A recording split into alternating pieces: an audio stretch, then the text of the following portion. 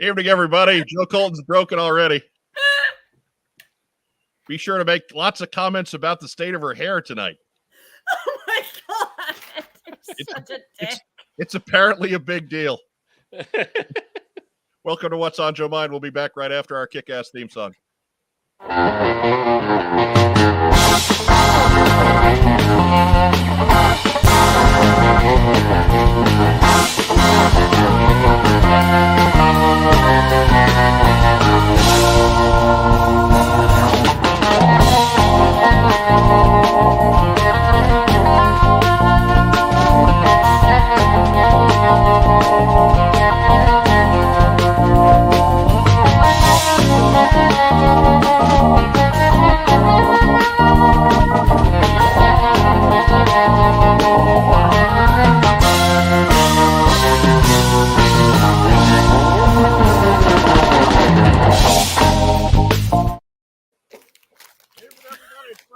It's about 9 o'clock. It's close enough for us, frankly. Welcome to What's on Joe Mind. We are a fan cast about the world of G.I. Joe. We are your other favorite fan casts show that they love to not talk about. I'm your host, Mike Irizarry. I'm that guy tonight. I'm wearing the T-shirt for the show that I'm on. Because, hey, we need the pub. Be sure to hit us up on our TeePublic site. You can get the link for it down below. Go to the swag shop, get yourself one of these bad boys. It's probably on sale because it's the weekend. Who knows? But joining me tonight here in the top row, he was 1 for 3 in his WrestleMania predictions. He's the former head of marketing for G.I. Joe at Hasbro. It's the Hot Show, Mark Weber. Hey, what's up? Now, we normally, do a little rigmarole here at the beginning. We usually have a little, potpourri going on. But listen, we got lots of news. We got a fantastic feature. And I got so much stuff in this week that we just got to keep it moving. That's all I got to say. All right. The one that you got correct, by the way, you got Roman Reigns winning the Unified Championship. Which was the gimme. Right? Come on. Come on. Not getting that one correct. The co-hostess with the co-mostess. Joe Colton, the queen Hi, of G.I. cosplay. Hi. Joe Colton, what's up with why are you so self-conscious about your hair tonight? I haven't left the house, and I've been on phone calls since 8 o'clock this morning, and I finished work at 7. Like you showered, fine. You've bathed. Just means you're not as windswept. Yeah. You still have good volume. You're fine. Uncle. You're fine. You're fine. Say it with me. You're fine. Okay. Thank you. 0 for 3 on your WrestleMania predictions, by the way. 0 for 3. Whatever. Yeah, look, go back. Ronda Rousey was my only one that I wanted for sure to win. Why? 0 for 3. Also 0 for 3 on his WrestleMania predictions, although on purpose. That's Rack Time Rob. Hey, Bugs Bunny is never a wrong answer. It's never a wrong answer, but at the same time, he did not win the match. No, but he didn't. Bugs Bunny didn't lay down for nobody. That's right. Cartoons.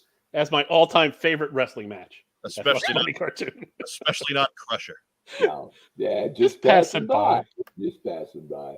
Hello. Everybody, check that one out when we're done here tonight. If you're watching us on Facebook tonight, please give us some kind of a reaction. Give us a thumbs up. Give us a heart. Give us a little huggy guy. 4 of you have already given us a little huggy guy. Thank you so much. We appreciate that. If you're watching us on YouTube tonight, be sure to like our video. Leave a comment down below, not just a live chat comment, but a big boy comment down there. And of course, subscribe to our channel. That's the thing you can do the most to help us out is log in on YouTube and subscribe to the channel. We are 1,028 strong as of the beginning of the show tonight. So thank you for the continued growth. Let's keep it going. Spread the word, share us around, drop us on unsuspecting people because that's the only way that happens. It's all thanks to you. Because nobody listens to me anymore. What? Right? Who? Well, what? I got a show for 11 years. I put the former head from Hasbro on the program. Nobody's listening to me. What? Oh, I'm just doing the Austin thing, man. Joining us later on will be the entire cast of G.I. Joe from 1985 as we provide you the definitive character tier list for that year. But first, we're plowing right ahead because this is like 30 guys in that tier list. Oh my God. We're going to jump right into big year. As soon as I can find the video. Bring it. Community calendar. Woo. There's a Comic-Con or a toy show. What's on Joe mind? Wants to know. Tell Mike, Mark, and Joe. Community calendar.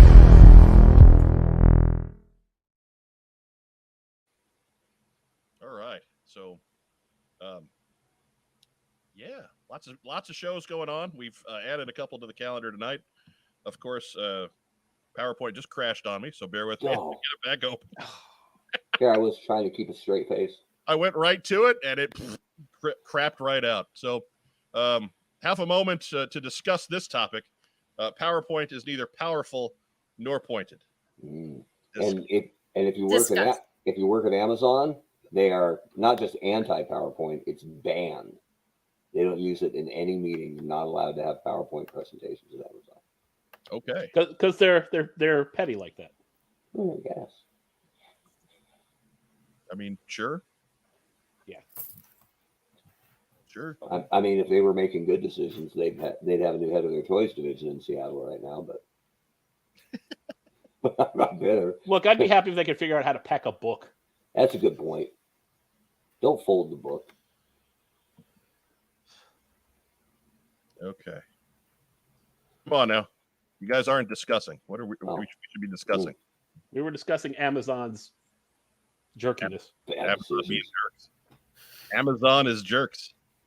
I had a kid at school today with his shoes on the wrong feet. As I was pushing him on the swing from the foot, I noticed they were on. I didn't say backwards. I said, James, you're wearing your shoes a little different. He said, yep. I said, why do you do that? He said, because I like it like that. All righty. Like, You told us that story last week. Kid's a genius. I mean, he's onto something. You're not wrong. Yeah, every time I see him, every Friday. I got the same thing happening on my classified Destro. But anyway. No. He's a double lefty. Yeah, he put his boots on the wrong way. Destro. Hard to kick ass as a double lefty. Okay. We should just play the community calendar thing again, just to try to figure out what the hell Joe's doing. Right? She's doing homework. Speaking of two left feet, did that shoe ever come off? In the video? Sawed it straight off. Oh, yeah. So What? she almost ripped my foot off. It's all right. And You got two. I know. But yeah, she Don't need both. she had to really tug it off. So It's like that old bear trap story. Just gnaw off the foot to get free. yeah, she's like, if we have to cut it, do you mind if we cut your shoe? And Saw I it was off. like, as long as you don't cut my foot. Yeah. Saw it off with a pocket knife, like in 128 hours. Yeah, she Spoiler. usually carries around a pocket knife. Oh, sorry for the spoiler for the 15-year-old book. That is not surprising. Okay. We're getting this thing. I'm going the cheap way tonight. I'm going to just upload this right into StreamYard and we'll go from there. So my apologies on technical difficulties. Why is that the cheap way? Because I can't do all the cool effects and stuff.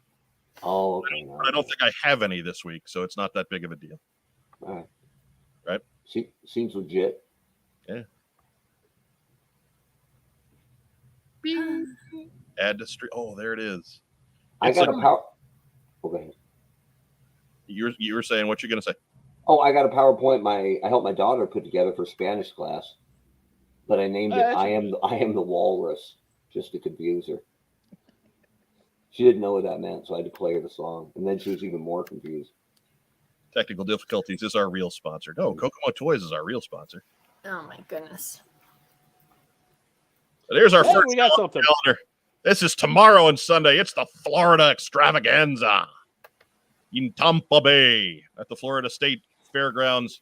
That is 4800 US 301 in Tampa, Florida. 33610 with special guest Brutus the Barber Beefcake. Look these guys up on Facebook if you want more information. Again, this is tomorrow. So sorry, we forgot to put this one on last week. My bad.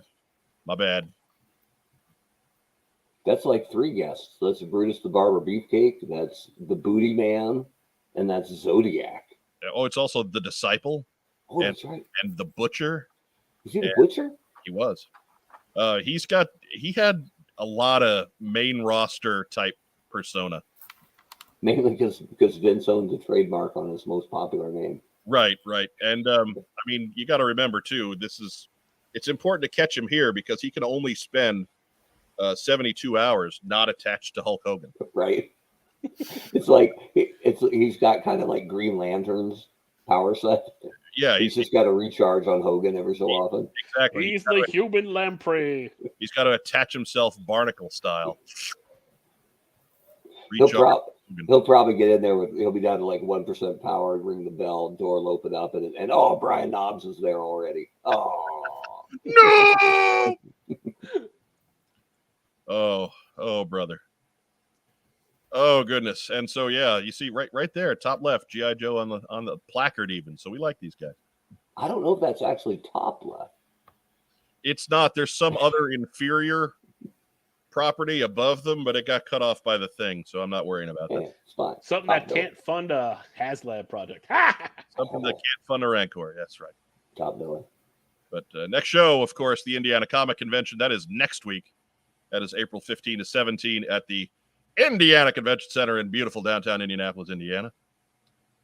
You can see the guest list there. Jim Cummings, John Delancey, Carrie Owens, Jess Harnell, Gates McFadden, Brent Spiner, Tara Strong, and many, many more. Visit them at indianacomicconvention.com for hours and ticket prices. Biggest show in this area, probably. I can't think of one that necessarily gets any bigger than that. Gen Con, but it's more of a gaming. Yeah, that's I mean Gen Con, of course, but that's what, the third largest convention in the US or something obnoxious. It's ridiculous. But it's I mean, I guess it's gonna start to be more of our thing now. Now that we've got a proper G.I. Joe role-playing game or two. Oh, sure. So, I want to hit this convention and have Carrie Owens sign my Princess Bride DVD, and then I can throw it away. I don't understand how you can hate that movie. Hate that movie. Really? Oh, so annoying. Do you How can you hate that movie? It's a meathead joint. Hate that movie. Andre's good. Great movie. No, I used to work in video store. They played that all the time. You can only hear that Inigo Montoya thing so many times before you're just. We do it to William all the time. Yeah, but that's kind of William's thing, isn't it? Anyways, Mark is wrong. Mark is wrong. Mark is very wrong. I can be outvoted and still not be wrong. You can be and are. But this is not one of those times. I can agree with. Hey, I could agree with you three, and we'd all be wrong. That would not be correct. But as Michael Gene Fleming says, inconceivable. No problem. Here you go, Princess Bride fans. Watch snippets of it 8 billion times over like a 5-year period and come back to me. Inconceivable. Inconceivable. Hey, look. They played that tape all the time, and that's why they're the last remaining blockbuster, okay? So yeah, that's a good point. That and Overboard. Oh, man. Well, all right. Overboard is pushing it. So many times. Although that one did get a remake. Kind of. I mean, why didn't they go for something with gusto like Captain Ron? I would put in on a Friday night, I'd put in Rocky 4. And the dudes, sorry to be a little bit sexist, but it was usually dudes, would flock to the monitor like they'd never seen either fight, right? It is a fascinating bad movie. And once in a while, a guy would be like, "Can I rent that?" And I'm like, "It's the only one we got, but I can pop it out of the VCR for you." Okay, cool. And I would, and everybody would just go, "Hey, Oh. I don't know how it ends. How am I going to know?" It is a movie that's so bad it comes out the other side. It's awesome. Yeah. Talk about a heel move going in. We watched one of those movies earlier in Roadhouse. Yeah. Roadhouse is a good movie. So bad, it's awesome. Roadhouse is a bad movie until it's time not to be bad. Right. Yeah. What is that? What's his name? Dalton something? Dalton. Just Dalton? Mm-hmm. Yeah, I think they gave him a first name in there. Dalton, it was his last name. they gave him a first name, but it's like it's said once and not dwelt on it. Sounds like a brand new NXT guy. Dalton Swagger or something. Oh. Anyways, moving on. Of course, at the end of May, on the 22nd, is the show that I'll be at and Rob will be at and maybe Joe Colton will be at. Mm-hmm. Maybe. Roma Collectibles, the parking lot toy show. That's correct. You're reading that right. It's going to be in their parking lot from 10 to 4 on Sunday, May 22nd at 10:30 Upper Valley Pike in Springfield, Ohio. Be sure to check that out on Facebook as well. Lots of great vendors. It's Ohio. It's the middle of Ohio. There's always vendors. Huge toy area in Dayton. It's where Kenner used to be. It's all this great stuff floating around that area. It's a city of toy people. I advise everyone to go if you're within a couple hours drive. That's it for community calendar. And that brings us to the news. Make sure it's time for the news. Oh, yeah, it is time for the news. Okay. I want to make sure I didn't have one more. Okay. But first news, of course, Super 7 keeping the heat on us, releasing more images of more upcoming reaction figures that'll be released with Wave 3. And that's the one with Flint and Roadblock and version 2 Snake Eyes and those guys. But here we have a core of G.I. Joe engineers, combat engineers. They are female. They have various uniform variations and skin tones. And so there's 9 different ones that'll be available. You can get them at, or you'll be able to pre-order them at super7store.com, $18 a piece. And to balance them out on the Cobra side, 9 snakelings. These are the guys that Shipwreck and Snake Eyes were dressed up as in the Pyramid of Darkness. I got the guy with the welding torch and the goggles up in the spotlight here because welding torch and goggles. How can you not? So winners there. If you're into deep dives from G.I. Joe history and from Sunbow history, lots of stuff for you to spend your $18 increments on from Super 7. Only thing wrong with that is no one with a Snake Eyes head and no one with a Shipwreck head. Well, true. Mm-hmm. You know, you got to have. It's an army builder, right? These are cadets. But Joe Colton, what you think? They're interesting. Not a fan. Mark Weber. Wait, but Joe said, here we go, doing behind the curtain. We're getting 9 new female figures. I said, no.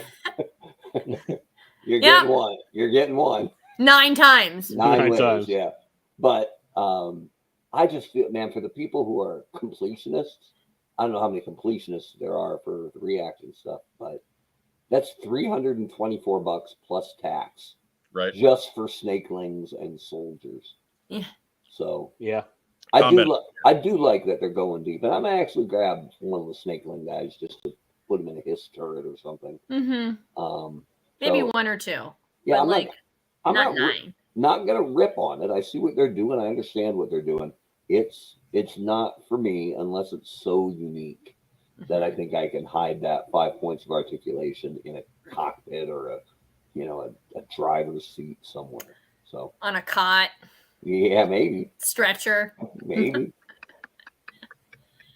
Joe Colton's always trying to get figures on those cots. I don't know what's up with that. Yeah. Got a weird thing about cots. It's a cot session. If only somebody would write in and offer her space on a cot. Again. Interesting. And of course, the snakelings, one of them does have a beard, so one of them could be Shipwreck. I don't know. Or a bearded lady. Or a bearded lady. 10 female figures. Just like that. Travis Moody said he missed last week because of the 45 hours of wrestling I watched through Mania weekend. Yeah.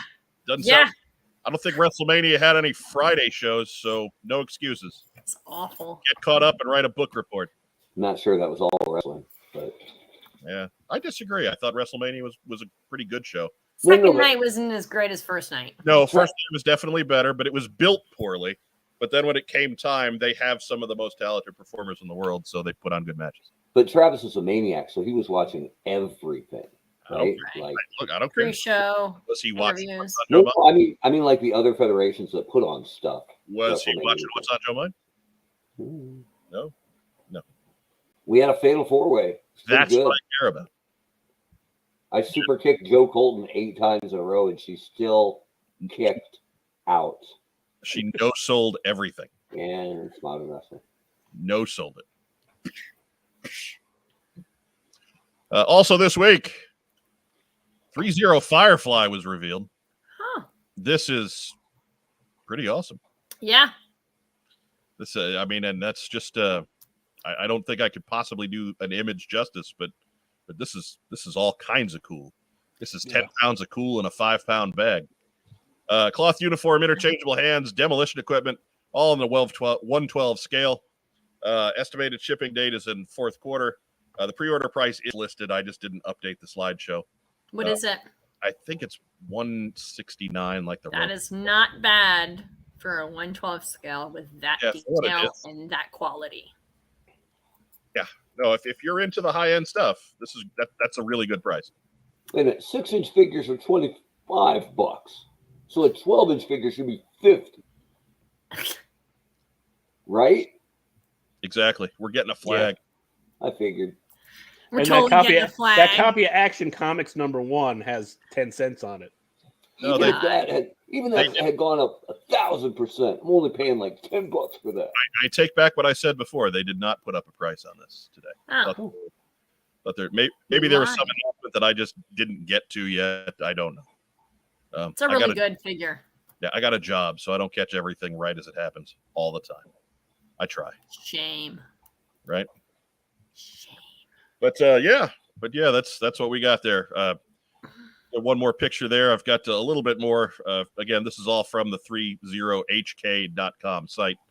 You can see his 3 sets of interchangeable hands. You can see his backpack with removable pieces, and he's got a sidearm. He's got his submachine gun. He's got his night vision goggles. This is a pretty complete Firefly. I don't see a walkie-talkie. That's the one thing. How come there's no phone? Because walkie-talkies are not a thing anymore. It'd still be cool. Who cares? Give him a phone. Guess, but he's got an earpiece. Give him a phone. I like that his gun isn't bright green because that would ruin it, I think. Yeah. But they should have given him a green phone just as a Yahoo, right? Just as a throwaway. Green phones, not going to cost anything. Maybe update it, but don't totally update it. Make it like a green Nokia flip phone. It'd be amazing. A burner, an untraceable burner. It's got a BlackBerry. Suck the bombs off him. Can you see him trying to type on a BlackBerry with his big gloved fingers? God damn it. Oh. But he looks great. Like Firefly is not even one of my top favorite Cobras, but come on. Right. Killing it. Yeah. Same here. He's good and all. I don't want to make it sound like I hate Firefly, but he's not a guy that I freak out for. And this was like, woo, hey. Yeah. Excuse me, I got junk in my eye. Eye boogers. Right? No, I think it was just hair. Luscious hair. Joe Colton, how's the hair doing? It's tamed. For now. This is what I don't like about doing this through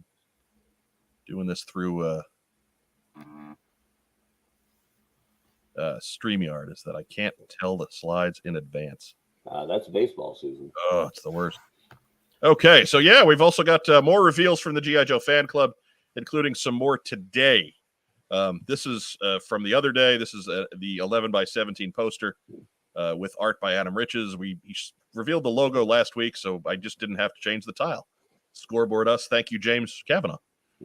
But you follow the G.I. Joe fan club on Facebook if you want more information. I believe reveals are done and registration is going to start next week.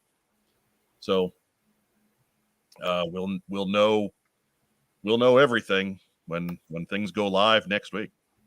You got to figure, being Adam Riches, that there's got to be a Royal Guard in like 99% black hidden somewhere in the border there, right? It's behind the explosion. Or I don't know, 400 of them, right? Like It's on the other side of the explosion. He It's- probably made the explosion. This guy's barely escaping. It's like the pilots that don't get out of the planes on the cartoon. They're just off camera, That's it. like Buzz Dixon said. And of course, more information on the call sign Longbow Kickstarter, which is starting in May. There will be stretch goals that involve the Marauder Task Force Retro Ops. There will be 80s themed Marauder Task Force stretch goals included on the call sign Longbow Kickstarter, however much sense that makes. So all kinds of good stuff available for this call sign Longbow. So just start gathering your shekels together for May, because this one's going to be fun. We'll have Troy back, of course, and John back as soon as we can to talk you through this one. But May 2022, first week of May, from what we've been told. If you need more information on call sign Longbow, go back into our library. Go back to episode 171 and go back to episode 208, which is just 3 weeks ago when we had Troy on the show to fill us in on updated things. Diana Davis asked, so in shirts with little alligators and polo players? Correct. Yes. Correct. Everyone will be wearing pleated khakis. Box pleated khakis.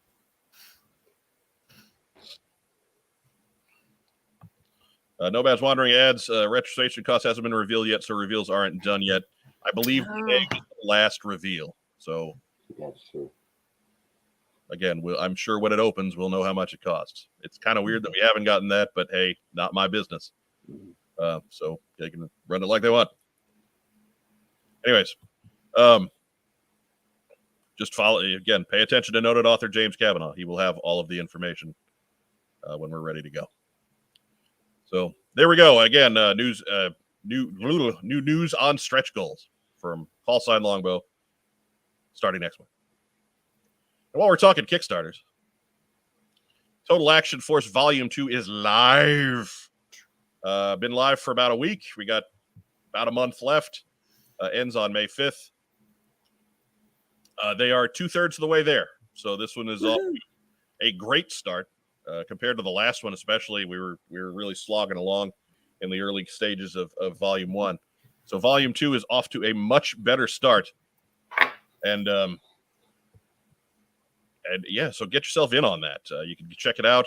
One of the stretch goals is for a paperback version of Volume 1. So if you missed out on Volume 1, you're not out of the series. Just get in here, push Volume 2 to where we get to reprinting Volume 1. And hey, help out, drum up some support, spread the word. This is a great series. We have the first book here. It is fantastic.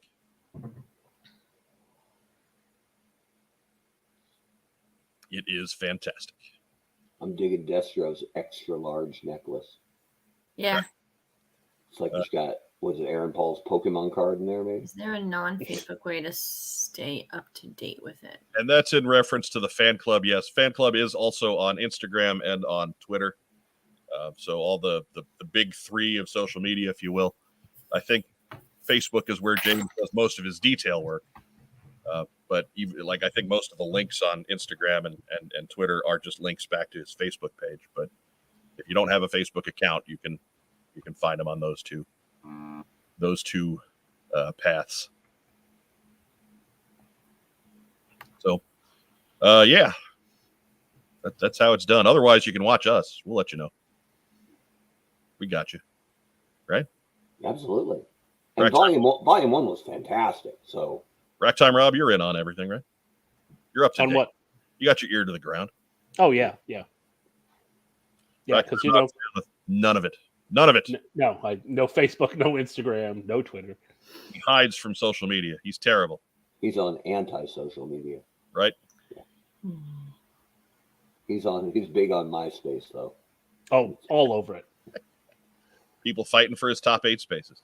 Tom is but Total Action Force is live now on Kickstarter. Go to Kickstarter, type in Total Action Force. This project will come up for you. Support our friends Brian Hickey and Patty Lennon. Do it now. I didn't even have to do that. It just pointed out and said, hey, here's something you might like. I was like, oh, there it is. You're like, oh, do I? Do I? Do I? You do. You do. And that's the end of the news. Do, do, do, do, do, do, do. Look at that lazy guy. He's not even dancing anymore. I know that's the downside. Yeah. The one special effect that we don't get when we do proper. Okay, so I'm going to go ahead and play our commercial spot. Yeah. All right. Ooh, yeah. Prepare yourselves. I got to find the button. Oh my God. Head fake. It's the same button every week. It is, but I'm still kind of druggy, so Some guys go their whole life. We buy, sell, and trade vintage and modern toys. G.I. Joe, Star Wars, Transformers, Marvel, DC, and more. Located in beautiful downtown Kokomo, Indiana, we are open every Wednesday through Saturday from 12 to 5. It's a theme park of nostalgia. Join the thousands of people who have traveled from all over the Midwest for over a decade to buy and sell with us. Get your geek on. It's like that. Okay, let me get that out of the studio. Set up our sharing for tonight's main event. The definitive tier list for G.I. Joe characters from 1985. Do we have any theme song for that, Mark? No, but I was thinking when we get to like 93 and 94, it'll be a different kind of tier list. Oh, can't believe they made that guy. We're not going to get to 93 or 94. There's just going to be a lot of corporals and privates. Dude, it might be funny, yeah, because it would just be like totally bottom heavy, right? Yeah. Hey, that could have been a decent mold, but it's bright green. Shadow Ninjas. We'll just put them all on the bottom right now.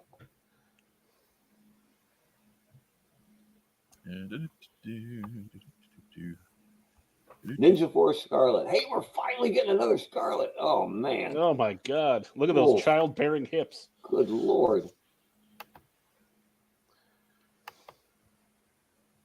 Good for the neon green Ninja Assault, though. Okay. So I can take this moment to scratch the back of it. Yeah, even better. I love it when this happens. Interactive. So today's game recap in the bottom of the first. The Yankees won on opening day. Rob had his hat on for a second, but it's gone now. I wore my all black Yankee hat around today because it's a little bit under the radar here in New England. And even still, some kids at school is like, hey, weren't you wearing a Yankee hat earlier? Yes, I was. Yes, because I support winners. Subtly, yeah.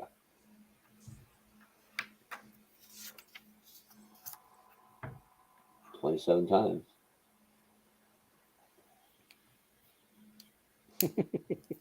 I have a buddy I used to work with on radio who is now the arena announcer for the Phoenix Suns. And so he introduces starting lineups and stuff. Vince Marotta, if they had won the NBA title last year, he would have gotten a legit championship ring. I'm like, Nice. talk about swag. He's got another shot this year. He does. Someone posted a picture of, I don't remember which son it was, but he's kind of grinning. And says that look you get when you send the Lakers home 2 years in a row. Yeah, felt pretty good. I like while I'm NBAing. Uh-oh. I like the bit this week where LeBron said he wouldn't mind playing with Steph Curry. And Steph Curry's response was, "No, I'm good. I'm good."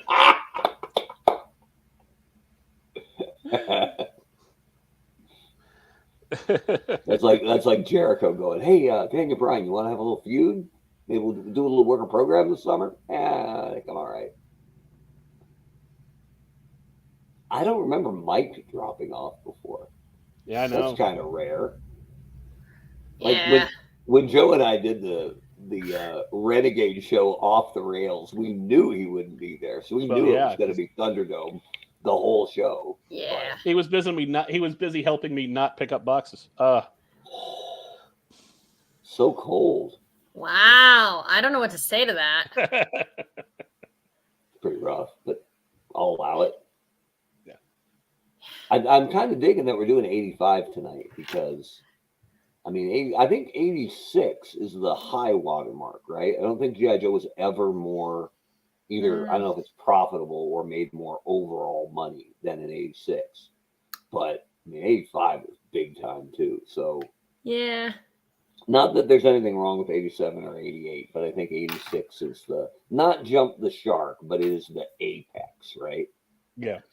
Like, I mean, 87 is pretty high too. Yeah. yeah, 87 is a hell of a year. Yeah. But it's, No, but I mean, think even like sales wise and stuff, you know, it's. but I don't think it but- was quite 86. So I wonder if they thought at the time, well, how would you ever match what we did in 86, right? But Yeah. it was actually the start of not a you know, a dynamic slide, but you know, you could tell the brand was needing some stuff, needing to change it up a little bit. And they did, you know, over time, but I don't think they ever got quite as unbelievably popular as they did in 86. Yeah. But Yeah, it's- I think, what was it, 92? They had a blip on the radar. So then 93, they went, you know, balls to the wall crazy on releasing figures. And then 94 was like, and we're done. Yep, 94 was just the last gasp, right? It was like the corpse kick. And, Yeah. and we're done now. that late rally, you know. Yeah. And in the end, no, not quite. I'm digging. I'm not in the 3-0 stuff. I decided just I can't swim in that pool, right? Oh, I yeah. just, No. I just can't do it. But man, that Firefly, like if they had made one of my guys and he looked that good, I'd absolutely be in. I don't know if I'd be in for everybody. But Yeah, like I said, I've got to, you know, since they always make my guy, I'm just kind of like, hey, joining us on the show tonight. Holy cow. Oh, You gonna make it tonight or? it's a lot of updates on Google Chrome of late, and they're really making security tough to work around. It's annoying. Really annoying. Really, really annoying. Man, this is a good year. Oh, yes, we are loaded. yeah, look at this. For everybody so we know what's going on. The Crimson Twins are going to be treated for purposes of this as one character. Because frankly, whatever Tomax is, that's what Zaymod is too. And so they were sold together. So yeah, there's no point in trying to do those separately. And unfortunately, for those who were asking, Timber is not included. He's just a figure. It's part of Snake Eyes. Because we don't need to necessarily talk about all the pets. And he's too big to fit on Snake Eyes' shoulder like Polly did on Shipwreck. Right. That is fucked up. Hey, remember to visit our coffee pit. Did Polly actually clip onto the shoulder? He could. I never tried that. He was always wrist or nothing for me. Yeah, I was always afraid to because I thought his feet would break. But anyway, I got it to happen, I think, like once or twice. Let's go ahead and get started. Yes. There's 30 of these things. Yeah. Or 28. You come late. Now you're demanding. I didn't come late. Our computer broke. So first up is Airtight. Where are we putting Airtight on the list here?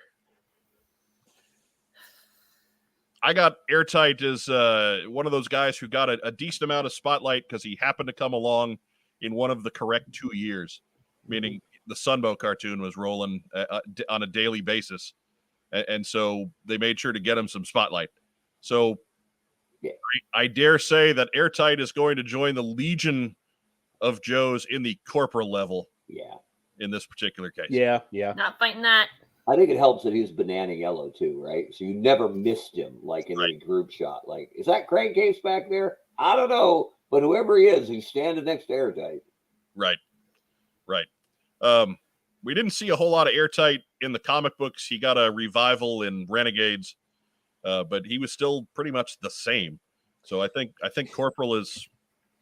I think I can name the 2 issues that Airtight actually shows up in. Yeah, in one of those he was wearing camis too, so it didn't even matter. Okay, so that brings us to Alpine.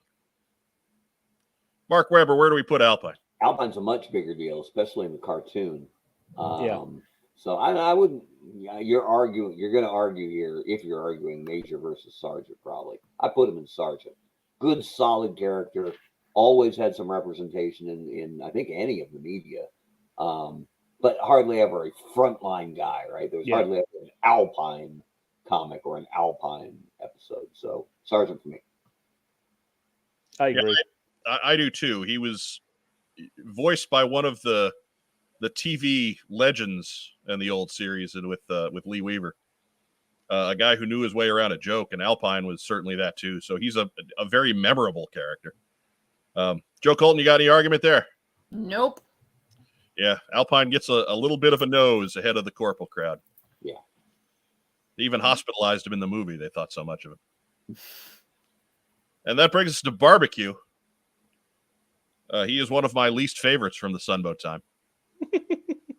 Absolute least favorites. Always either making terrible jokes or screaming for his dad.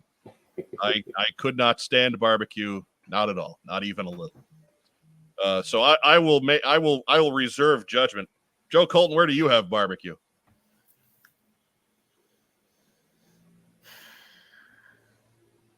I don't. Sergeant. Ooh, wow. Ooh, strong. Strong. Mark Weber. I can't go that strong. I would argue Corporal or Private for him. He's definitely popular. He's more popular than maybe he should be. Yeah. For his exposure. But at least in the Sunbow. Yeah, I can't do Sergeant, but I can do Corporal.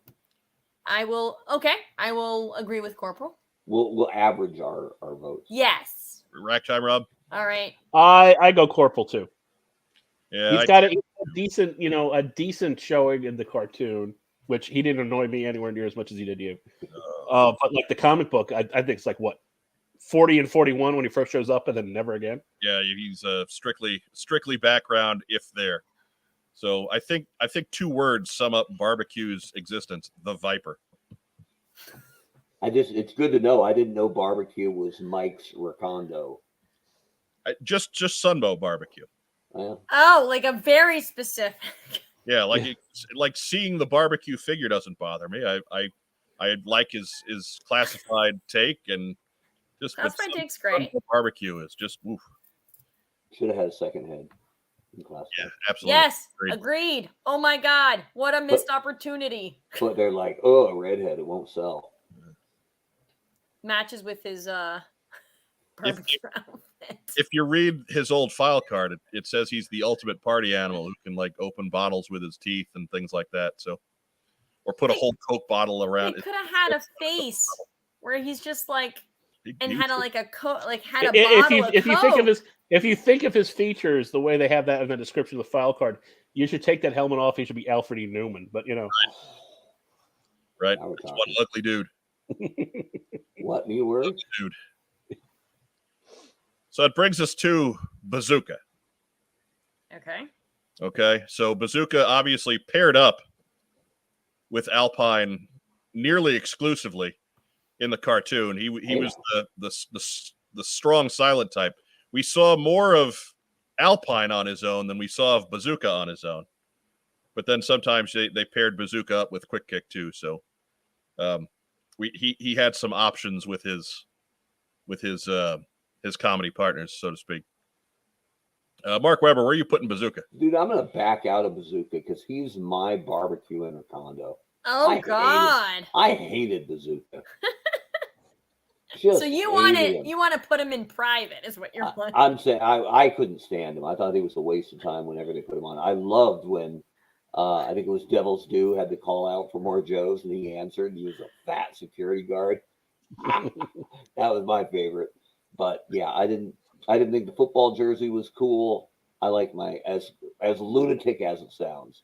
I always liked the Joes that were a little more military realistic, even if it was military futuristic. And this guy running around in a bright red football jersey with a lame look. Even his weapon looked lame. I didn't like anything about this guy other than great pants for Lazy Bastard Customs. So that is true. That is true. So yeah, waist down, he's killing it. But no, I'm abdicating on this one. I hated Bazooka. And they thought enough of him to kill him off camera before the beginning of Resolute. But Storm Shadow gets 2 points for that. I was pretty happy about that too. Rack Time Rob, where are you putting Bazooka?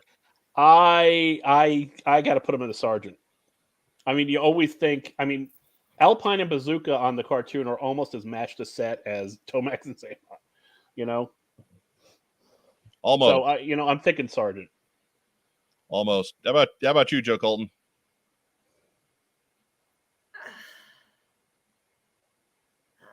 Oh, I would have put him on corporal, but okay. Yeah, I think the pairing with Alpine has made him popular. But without him, I mean, without him, sure, but we can't really look in a vacuum like that because you also can't look at him based on other people. Well, yeah, because he's always showing up with them. Yeah, I guess whatever. If you think of them as a team, yeah, they're all a team. Oh, he's pretty much beefcake Alpine's Hogan. Could he stand on his own and be a sergeant? Yeah, because he's popular. Yeah, he is popular. All right, Bazooka. Even though he sucks. Even though Weber hates him, I think he's popular enough to, like, oh my god, even if he's the guy that people point at and go, "Oh, that's not realistic at all." I maintain that his job was to go out and either drive a tank or blow crap up, so he didn't have to be military realistic. Whatever, wear your football jersey. But even though it represents the worst 18-1 team ever. Right. I would say he's riding the line, but I think ultimately he lands up there with his buddy Alpine. I'll throw down the gauntlet classified team. I dare you to make a retro Bazooka and show me how bad that 14 looks with a horizontal cut right through the middle. You're gonna see it with the Tiger Force one. Yeah. Yeah, about to say you don't have long to wait. So bad. All right, we're in Dreadnought territory. Now these are interesting. Yeah, I think we're gonna have our first brawl as we get to Buzzer. So, Mark Weber, why don't you get Buzzer started? Buzzer hit Sergeant for me because he was always in the, I guess, somewhat in the cartoon, but in the comic, he was the most intelligent and dangerous of the original trio, right? Yeah, right. He was the Starscream to Zartan's Megatron, basically a guy who was, had some designs on being greater than he was. I'm sure he saw himself as the leader of the trio, at least. Right. For me, he was my least favorite of the three because I hated his head sculpt. It was so kind of warped and kind of cartoony, which is weird to say about a thing that, had such a powerful cartoon. But I could see Ripper starting some stuff, right, in a bar. And Torch, I always liked Torch. I thought Torch was cool. So he was my least favorite, but he's more valuable than the other two. I think Buzzer's a sergeant. Joe Colton? I'm going to agree with Weber on this one. Rack time, Rob. I think he's at least a sergeant too. Yeah. And again, I'm thinking about my picks on 1985, and I'm just looking through and I'm just going, there's a lot of sets of characters in this year. Like together, you mean? Yeah. Where you can't think of one without thinking of one or the other two. And I think that, that's where Buzzer's gonna, his friends are gonna end up. I think Buzzer's role in the early part of the comics, those middle issues, the 30 through the 50s type run. I think that if you had to pick one of them to stand on his own, it would be Buzzer. Yeah. I think he had the most interesting little mini story in Paul Allor's recent relaunch. So I think there's something there for Buzzer, but I don't think he's quite a major either. I think he's a sergeant too. Yeah. I thought that was going to be a much bigger fight than it wound up being. I think the fight might be with the other two. Okay. All right. Well, we'll get there. Next up is Cobra Commander in his hood. I could have put him last year, but I put him with this year because in my head, I said, hey, yeah, he came on a card. He never showed up on a card. No, Mike, you're dumb. So we're just going to go ahead and drop him on the general line because that's where the other one was, and really this looks just as iconic. Yeah.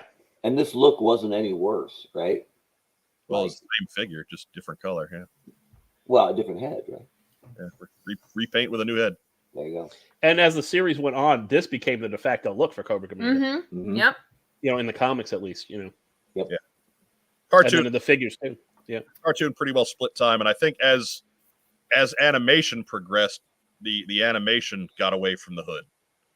But yeah, I mean, you can't. I'm not knocking hooded Cobra Commander down a peg because it's still No. That was I kind of like that figure a little bit better just because of the darker blue. it's just as iconic. And we love Hooded Cobra Commander. We Who do. was there in the comments earlier? What's up, HCC? He's all right. Yeah, he's the man. He's better if he's still there. Yeah.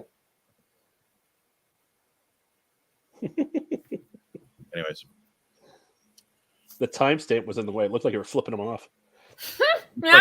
from Yeah, it did. Inky, Blinky, Pinky, and Cobra Commander. It'd be inky with like the suit that the Brain would walk around in on Pinky and the Brain. So that's who Clyde was. Who's Cobra Commander? Who knew?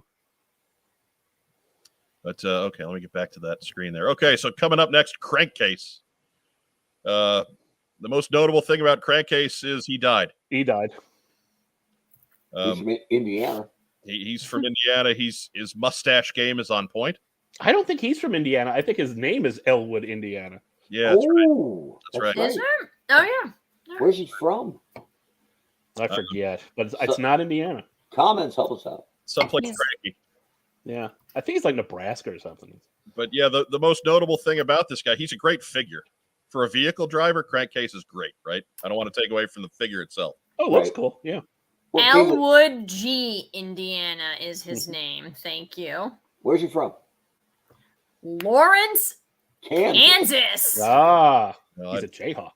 Mike, you make a good point though, because I remember when I got this guy, and obviously with the Striker, I'm like, cool. He comes with a helmet and a pretty bitchin' rifle, Yeah. right? He had no Mhm. right to have a rifle that cool.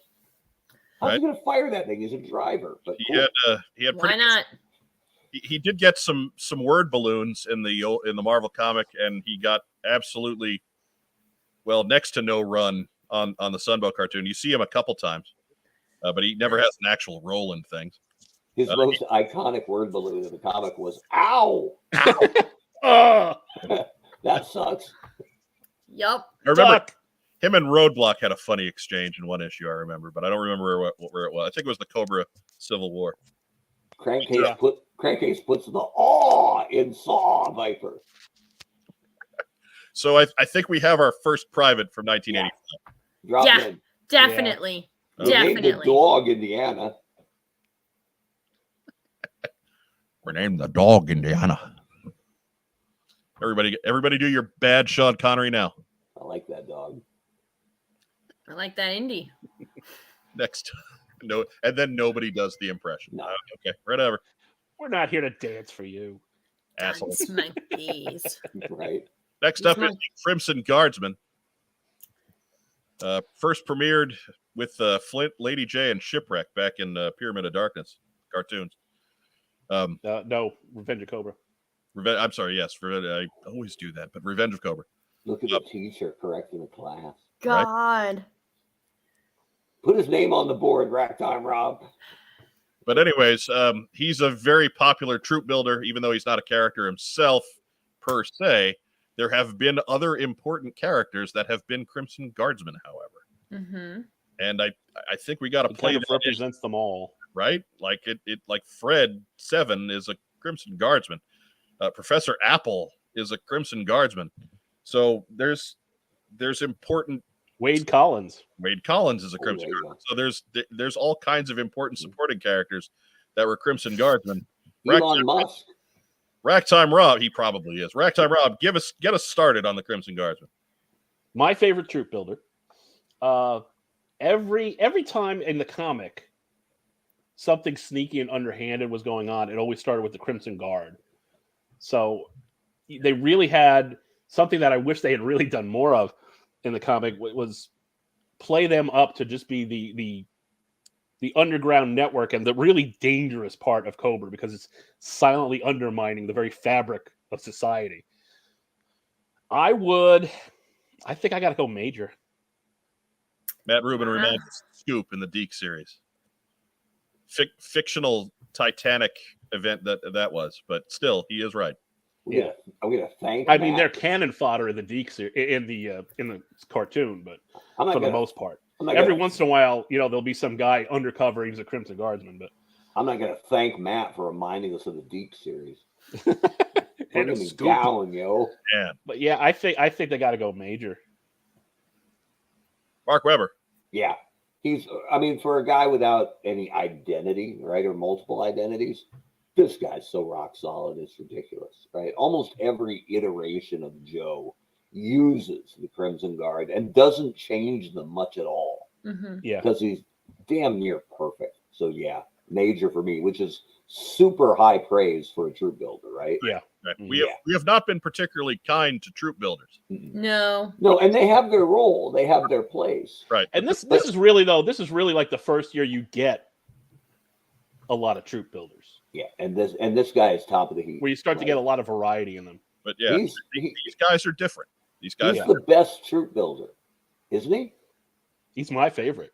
And I think the one with the best story and the most potential. Well, and I like that almost all the Cobra guys are all dark or black or dark blue or whatever, and this guy's not bright but crimson red, and they sound ominous. Yeah, and maybe that was Crimson Guard just sounds great. Yeah. Joe Colton, you have anything to add here? I was debating between Major and Sergeant, and I looked in like the bullpen here was very split down the middle as well. So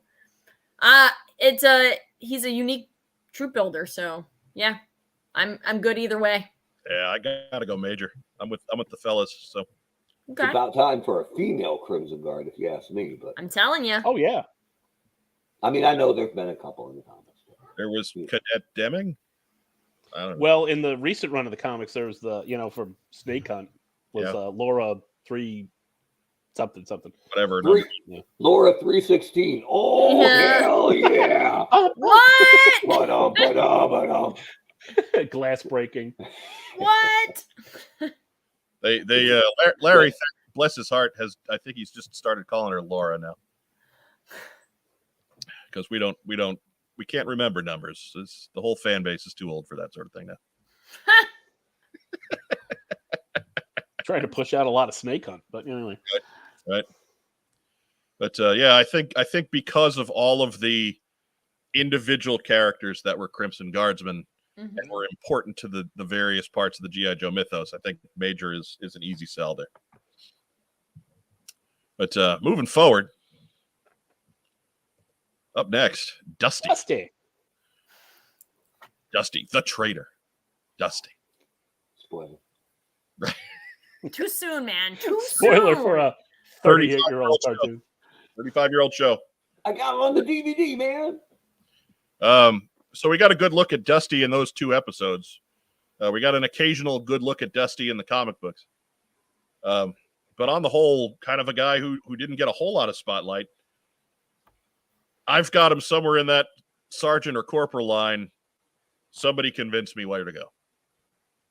I would go sergeant because I think the stories where Dusty took a focus, he was a big deal on that. A lot of times he's part of a group, but he's kind of an important part of the group at that moment. Mm-hmm. I like that they introduced a desert trooper. Very cool. Yeah. And the figure's great, despite that $150 bipod. But he is so bland. And there's no doubt why they chose him to be the traitor guy, because nobody knew anything about him or cared anything specifically for him. So who's a tabula rasa? Who's something we can put this on and it'll define him, give him a little flavor. I like the figure. I guess I could say I like the character. There's just not much there. He's a corporal to me. I think he's better than the other 2 corporals, but I don't think he was as important as Alpine or Stinking Bazooka. I think he's as important as Alpine. Yeah, I think he's more important I think than he gets as much Bazooka. play as Alpine does. Could we put him at sergeant and drop Bazooka to corporal? Yeah, I'm 'Cause I hate okay with. Bazooka. Hate that guy. Nah. I would put him on the sergeant line. I'm inclined to agree. I think he had the Neil Ross factor on the cartoon, right? Mhm. Like that was a guy who they knew was a great actor, and so they threw a lot at him, whether it was Dusty or Shipwreck, or even Thunder on occasion. They knew Neil Ross would be able to pull it off. So I think Dusty's Sunbow spotlights, and there were a couple, push him to the sergeant line, but he also got some run in a couple little special missions issues. He was there for the death of Mangler. He was there. He even got a little bit of run during the Benzene Battle of Benzene. storyline. Yeah. Yes, and so I think Dusty's just a guy who he's important. He's not major important, but he's sergeant important.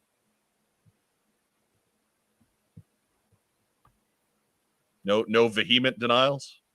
I'm not going to die on the Dusty Hill. All right. The hill is already dusty, Mark. Yeah, it's fine. That brings us to the Cobra Eel. Fantastic figure. Yeah. Kind of a nothing burger in terms of what they did. Yeah. They showed up and looked cool.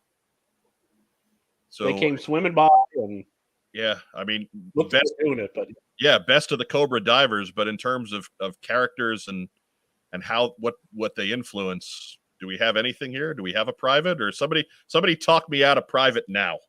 He didn't do anything, but he looks No. awesome. Yeah. He came with so much stuff, right? Like, Yeah, when I yeah, saw I mean them the one on the the one screen, saving I was grace excited. that would bump the eel up would be he looks damn cool, but yeah. he's great. He's too good to be just in private, even though they never did much. Yeah. A figure that good can't be down there with the bottom feeders. I concur. Right? When I saw the eel come on screen, like the group of them like swimming, I was like, this is gonna be interesting. Right. Out of this year's assortment, when I was buying the figures, this was the first one I picked up. When you saw him on the shelf as a kid with all Yeah. that stuff, Yeah, Or and not this is got his moment. Eels kicked Flint's ass. you know, that's true. Well, to I start, would- and then he kind of turned it around on him. I wouldn't put that on a resume. I mean, Flint kind of led with the chin, but the eels are no more important overall than televipers. But come on, they're not on. They're the same really level. cool. Yeah, you know what? I think eels might get the corporal run just because they're popular for some reason. Because they look damn good. They look great. They're That's quite it. big. They're a corporal because people like them. That's it.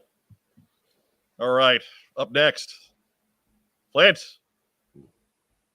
We know he's going top 2 somewhere. Yeah, Mark Weber, talk to me about Flint. man. This is a hard one because he's right on that line, right? Yeah, He is not quite some of the other general characters, right? He's not Scarlet. He's not Snake Eyes. He's not quite Duke, but he is not far behind. So if he's on general, he is a low-level general, 1-star general, but he's no Ranger. lower than a top-level major. Right on that line. I could go either way, but I guess if I had to, and that's what this is all about, I would put him at major. He's a fantastic major, Yeah. but he is not quite the quintessential, jaw-dropping cross-media star that Duke, Snake Eyes, Scarlet, Roadblock are. Joe Colton, talk to me about Flint. I don't know. I'm torn with Mark. Like, he's really, really good. So I would low general, top major. I don't know. I gotta think about that one. All right, we'll come back to you. Rack Time Rob, finish dying. Talk to me about Flint. All right. Oop, hang on. That cough didn't even sound. Nope, I know. he's that good. He never, when he got introduced to the comic book, he never went away. I think it took a little while for him to find his footing, but he never went away once he did. And he's always been important in And he's always been important. Yeah, most storylines, right? He's Yeah. never like some background character. And when it comes to the cartoon, I mean, 2 words: Bill Ratner. Yeah.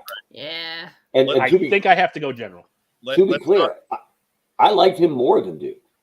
Flint's one of my favorites, but Flint all the way. I would never spin that he was more important than Duke or got more run. But No. I would say that Flint was very much the poster boy overseas, as the gallery is telling us. I would also say Flint was a bigger deal for Devil's Due, which was a long run of comic book stories. Yeah. Flint's still getting a run. He let his wife die. Yeah. Let his wife die. Just Let saying. his wife die. Yeah. He didn't. What's he going to do? Teleport back and take bullets? I mean, no. Superman would. Just saying. I mean, Superman would fly the earth around backwards and reverse time, but Flint doesn't have that one in his bag of tricks. I guess not. I think I'm gonna call back to a previous episode, and we kind of put Gung Ho on the line of, he was probably a general before and he's a major now, and that's where we put him, was at major. Is Flint a bigger deal than Gung Ho? Yeah. Yes. Yeah. Yes. So I that was my deciding factor. I would vote general. I think so. I don't think he's outranking too many in the general class, Mm-hmm. but I think he's a general. Low level general. Yeah. Ain't a bad place to be. No, but still a general. Still there. Boom. You're welcome, Bill. Boom shakalaka. Next up. Next up is that monster with his brute strength, Footloose. And if you want to know what I'm talking about there, go watch our Toon Talking episode with Michael Mercy over on his channel. Or just watch the opening credits to the 85, cartoon. Right. We discussed Footloose's role in the opening credits of the G.I. Joe cartoon. But Footloose here is another guy who didn't get a ton of run. He got a little bit on Sunbow, not much in the comic book in the States. Was for some reason a big deal overseas. Again, I think it was because they knew nothing much was being done with Footloose in the States. So hey, let's go with Footloose. But not much since. So I got Footloose as one of the many-headed corporal that is going to wind up taking charge of this list. Yeah. Anybody?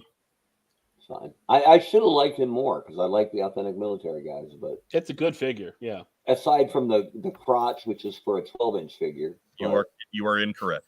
I mean, you can say that. Don't make it so. He's got a belt on, and there's flaps under the belt. Come on. And he's also got those little elastic Velcro things to help hold it on. So, Well, look, man, he wants to be secure on the battlefield. We all do. Nobody wants to drop trowel in the middle of the battle. you can depends on Footloose. Right. But I think Footloose ultimately got too much run on Sunbow to be a private. Man. That's fine. He's better than Crankcase. Absolutely. Oh, yeah. Yep. No question. Yeah.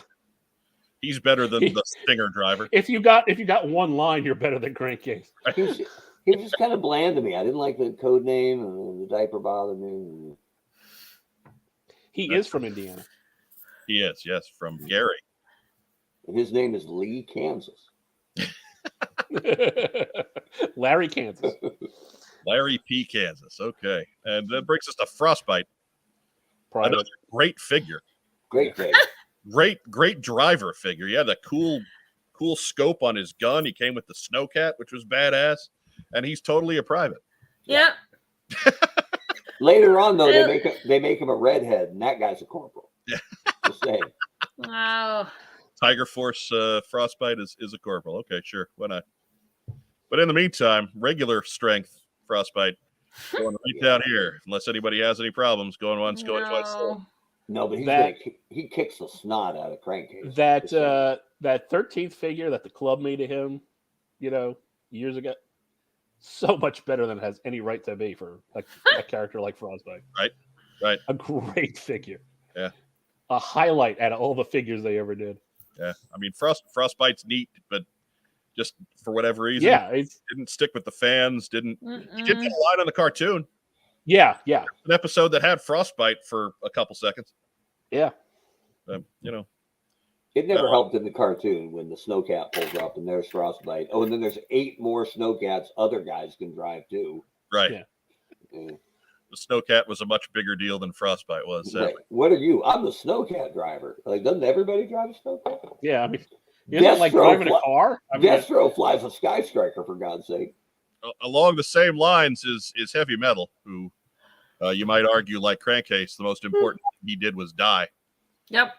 Even if you go back to the Sunbow run, Heavy Metal did have an episode where he was a major character. He was another Neil Ross guy who was there to pontificate in very dramatic fashion at Flint when they were leading a failed charge. But even like the episode that focused on the Mauler, Arts and Cannons, even that episode didn't have Heavy Metal. Dusty and Footloose. Right. So I think we have another entry into the private sweepstakes. Anybody? Yes. Yeah, yeah. If I'm not he had- fighting you. If he had his damn mic, I'd put him at sergeant. But With the microphone, he's a major, but with that, no, he's a great figure too. Again, great figure. Yeah, nicely detailed, good sculpt. love the paint. The paint spray is awesome, right? Yeah, for the 5 o'clock shadow. Yeah. Yeah. In 87, we'll be back to put Rumbler on the same line. I wonder, and I've never heard this, but I bet they had to fight to keep that. I'm sure there were some marketers going, "What's going on with his face? I don't like it." Because that's what we do. Yeah. Matt Rubin asked, "What did we do with Frostbite? I cut off. We put him on a private line. He's private." Okay, so that brings us to Admiral Keelhaul. Continuing a trend. Yeah. Private. Yeah, again, great figure, but having a really hard to find gun is his most endearing trait, and that's not at all endearing. He great figure that did not really appear in the comic book ever. Got replaced entirely on the cartoon by Admiral. They stole his boat, man. Yeah, like the flag is a much bigger star than Admiral Keelhaul is, so he's a total non-factor. It's ironic to me that perhaps the highest ranking of the Joes is the lowest of privates. Yeah, but I believe my first ever eBay purchase. Once I was introduced to eBay in its infancy, I'm like, really? Well, goddamn, I never had that Admiral Keelhaul because I never had the flag. Let me type it in. It was like $8 or something back then. Was it the actual one that came with the flag, or was it one of the ones that they had through mail order? I think I was keen enough to get an actual flag one, but regardless, my first bite, I was like, I'm in. I can get him for $8. Send it. Joe Colton, what was your first G.I. Joe purchase on eBay? Oh my god. eBay? Yeah. No idea? I have no idea. Do you know how many things I buy each week? I'm sure I've seen your house, so yes. Yeah. Racktime Rob, what was your first Joe purchase on eBay? I think maybe Buzzer. Mine, of course, Slugger with Thunder. There you go. $11 on that table. $11. Love Thunder. I was a senior in college. Came with Sergeant Slaughter's waist, which is weird. It was strange. It was bizarre. But you want to talk about a diaper? Ooh. Anyways, Yeah, that's true. Especially on Thunder. right. He was It's his truss. for some reason. Loading shells into it's his truss. The winner and your new United States heavyweight champion, Thunder, Matt Breckenridge. His championship cummerbund. Brings us to Lady J. More Joe royalty. I honestly, I know she'll forever be linked to Flint, but I think in recent years, Lady J has nosed ahead of Flint in terms of being popular and important. Yeah. Any arguments?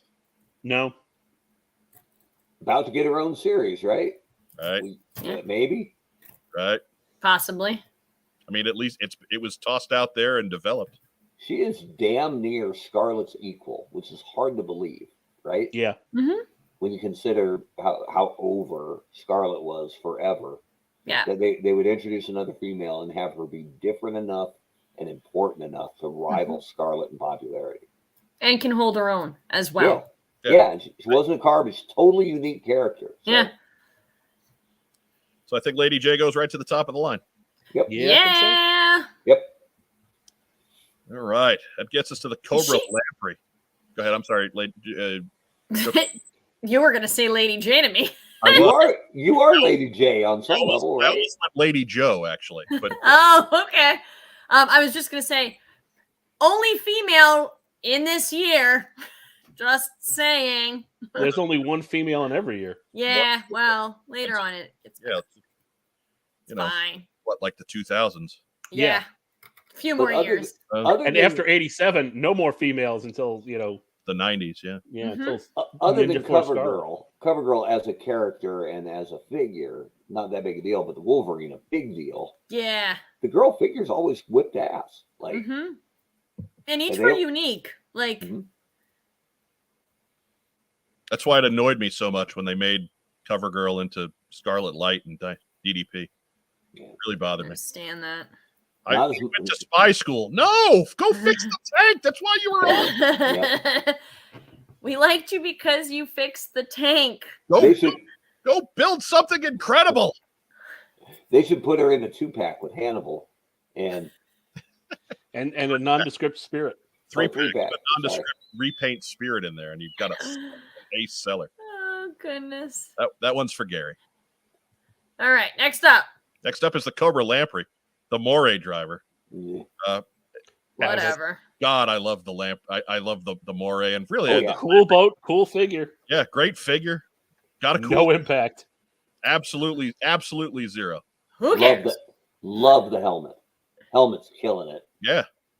Oh, But I know he drives a fast boat, but that life preserver is a little much. The Mae West. the way they, And somewhere out there, Cutter's like, that's not that big a life preserver at all. Yeah. so I think he's taking his spot right next to his buddy Keelhaul. He's Yeah. a cool looking private, but he's a private. Yeah, just not doesn't. You ask Joe fan on the street, and they're like, "Yeah, Lamprey's cool," and that's the end of the discussion. Yeah, brings us to Quick Kick. Hmm. Quick Kick heavily spotlighted in Sunbow for that first year of the regular series.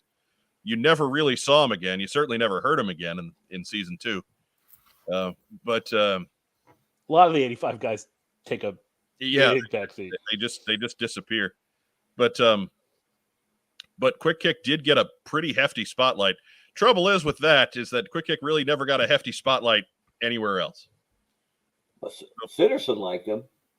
Yeah, very true. Very But- true. That is something. But that is kind of a dark period in Joe Comics for most fans. So. Right. Beat up Snake Eyes. Had him beat up Snake Eyes. Racktime Rob, why don't you give me a line on Quick Kick and we'll figure. I think just because he got such a heavy play in 85, he might be a sergeant. Because he does have, I mean, there's some standout things he does in the comic too. One of which is getting captured, but That's true. Led the league in getting captured. But Yeah. it was kind of, it was kind of an interesting storyline though. So And he did have a mental breakdown when they killed Doc. yeah, Not that's all right. He got over it pretty quick by dying himself. by dying. But I struggle with this. I think he's a guy who kind of rides the line. You could make him sergeant or corporal, and I wouldn't argue. I didn't care for him much. Just He wasn't my. I actually liked what they did with him when they put him out in Pursuit of Cobra. I thought that's really the best Quick Kick figure because it gave him shoes. But Joe Colton, what's your thinking here?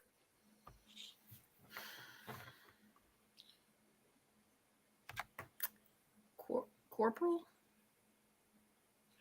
Yeah, I mean, I keep coming back to that. I look at the guys on that sergeant line, Like, no. Yeah. and he's not quite there. I don't think he's as important as the other three that we have up there. So He's not quite there. But then I look at the guys on the corporal line, and Well, he's no. he's better than them. better than all of them. Yeah.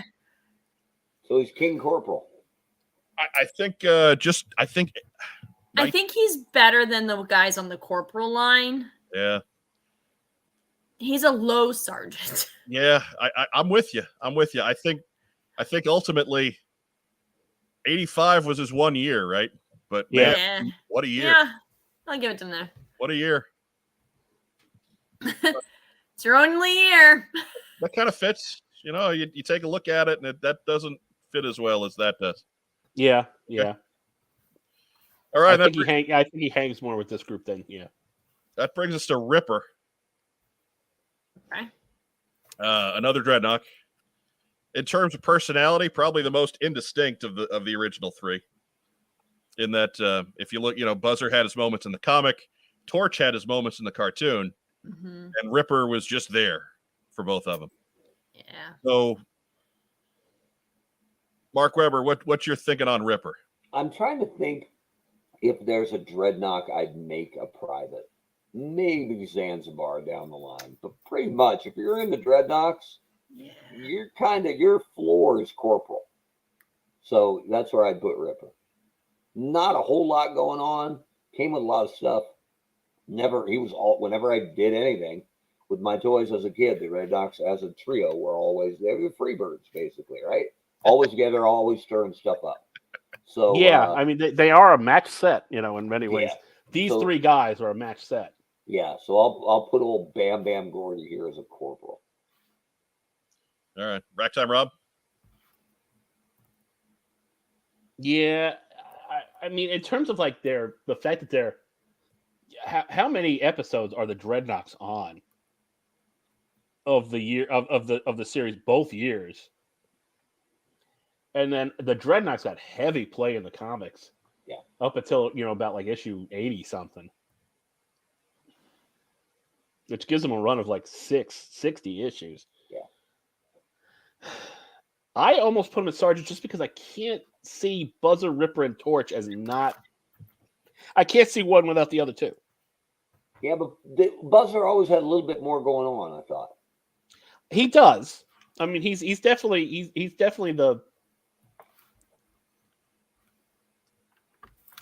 He's kind of the guy in charge when Zartan's not there, but Yeah, he's Michael Hayes. He is. I don't know if he's the greatest guy to be in charge either. I mean, we saw what happened when he stole Zartan's bike. Well, yeah, that's what you like about the Starscream type guys, right? They think they should be in charge, but they probably shouldn't. Yeah. Right. Yeah, it's good. Starscream's a good analogy. He's not as antagonistic. No, but he's still sneaky. He's just I think he'd sell Zartan for a nickel, but Yeah. And then he would sweep you away on his Panhead Harley to New South Wales. Yeah.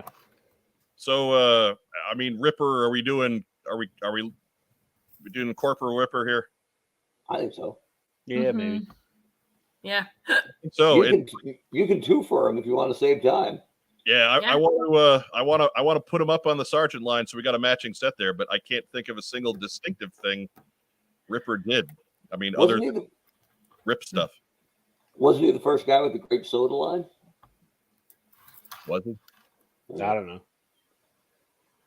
Is that really enough to get off the Corporal line? No. That's where I think it should be. Up next, Shipwreck. And Shipwreck here, big in the Sunbow. Really big in animation in general, because he keeps popping back up in Spy Troops and Valor versus Venom and all these other, he even showed up in Renegades. And then really a not much of a factor in print medium, not in the main title by any run. He's popped up in some other ones, but Larry's stuff does not have a lot of Shipwreck. Devil's Due had a lot more Shipwreck. Yeah. He figured in the Devil's Due a lot more. Yeah. So what do we have for Shipwreck? Joe Colton. What do we have for Shipwreck? Definitely. I'm Sergeant. Major. Yeah. Go with Major. Mark Weber. I like how she started with definitely and then thought about it. Right. Yeah. Definitely. Yeah. But I'm with her. Major. Can't be general. Not that big a deal. No. But look at those guys on the sergeant line. Yeah, that's what I was like. Absolutely. Yeah, he's at least as good as Gung Ho. Yeah. Yep, Major. And as popular. So He might, other than like Cobra Commander or Crankcase, he's one of the easiest picks here, I think. yeah. He's like, yep, he's one of those guys, but he's Yeah. not the guy, right? Boom. Yeah. All right. Yeah, I thought anything in the comics done with him might have put him into a general, but because he's that big on the cartoon. I didn't like him that much, but he's a big deal. I kind of did. I liked him in the that. cartoon. Yeah. With his faults and all. Yeah. they gave him a lot of spotlights too. Yeah. Again, Neil Ross guy. So let's let Neil do some heavy lifting. Yeah. Up next is Snake Eyes. I'm going to go ahead and drop him up here. Yeah, there you go. Then we got a Snow Serpent. Especially that Snake Eyes look. I mean, it's Yeah. We don't have a general line high enough for 85 Snake Eyes. Yeah. So that brings us to the Snow Serpent. Real cool army builder again. yeah, really, really cool figure. Great figure. You would see him when the Cobras were playing in the snow. Mm-hmm. Can't say that they ever did anything particularly distinctive. Yeah. Mark Weber, you got any thoughts here? He's an eel, basically. He's a great figure that everybody likes that never had much impact. Right? If you remember the file card, he's literally an eel. But anyway. Yeah, that's a good point. But yeah, he's a corporal to me because the figure's awesome. No awesome figure is going to sit on the private line for me. I don't care what they did in the cartoon and the comic. If it's a fantastic figure, you're getting at least the corporal bump for me. That's a really good. Yeah, like I said, just like the eel, he's too cool a figure to be a private, even though it's like he's got the impact of a thimble of water in the ocean. But right, he's popular with the fans for reasons that maybe he shouldn't be, but there's enough people out there that I think have that as, oh, that's my favorite. That whatever, he's a corporal. Great figure. Great figure. You talk about Snow Serpents to fans, they know exactly what you're talking about right away. Okay, this gentleman in the dark visor, that's Starduster. And we know where he's going, don't we? Who was first available in 1985, so we got him in here. We can just jet him right up to the private line. Right. He doesn't have to go very far. Yeah, not much gas in that jetpack, but it'll get no, just enough to get you on the back of a cereal box. Yes. Cool looking figure. Cool figure for Frank and Joe, if you will. Don't want to diss the effort there, but never got used in anything. Yeah, no media at all. Yeah, it's just he was comic, no cartoon. He got like little mini comics in the cereal box. That was it. There to sell cereal. Yeah. I'm glad that he's a 25th anniversary. I'm glad that he's a cool looking figure because he is a collection breaker, right? For how expensive he is. He sure is. But at least he looks cool because it would break your soul to drop 3 bills on a Starduster if it was a bad figure. Yeah. So, and then have to do 3 bills to get the other version of him. Right. And then 3 more bills to get the other version of him. Yeah, one's fine for me. Me but too. one of the last ones in my collection, actually a gift from a good friend. So I appreciate that. I have a Starduster, but he's not complete. I do not have the visor for Starduster. The visor's a cool bit. Yeah, it really is. You're only 182 visor and a Sharpie pen away from completing. Yeah, you really. Look, 82 visors are tough enough. That's true too. Okay, so we got the Cobra Televiper up next. Oof. And he's the eel and he's the Snow Serpent, but he's not quite as cool. Right. Because he's got a giant head. Yeah. What's wrong with that? But at least there's a reason for him to have a giant head. He's got a lot of stuff on it. Yeah, Televipers also got used a lot more often.